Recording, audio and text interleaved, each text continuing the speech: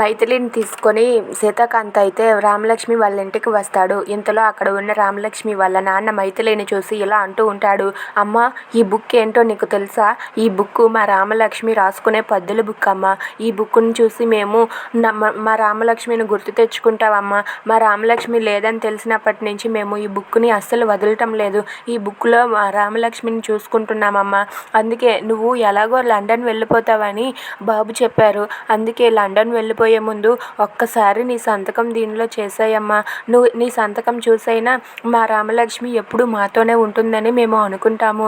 దయచేసి నా మాట కాదనకమ్మా, ఇదిగో తీసుకో అని చెప్పి ఇస్తాడు. అది వినగానే అక్కడ ఉన్న సీతాకాంత్ అయితే ఒక్కసారిగా, ఏంటి మామ నువ్వు బాగా తెలివైన వాడివి, అంటే ఇప్పుడు Ramalakshmi handwriting Maithili handwriting ఒక్కటే అని పోల్చడానికి కదా, భలే దెబ్బ వేసావు మామ అని చెప్పి సీతాకాంత్ అనుకుంటూ ఉంటాడు. ఇక రామలక్ష్మి అయితే కంగారు పడుతూ ఉంటుంది. అంటే ఇప్పుడు నేను కానీ సైన్ చేశానంటే నా హ్యాండ్ రైటింగ్ తెలిసిపోతుంది కదా, ఇప్పుడైనా సరే నేను రామలక్ష్మిని అని వీళ్ళు తెలుసుకోవాలనుకుంటున్నారా అని చెప్పి కంగారు పడుతూ ఉంటుంది.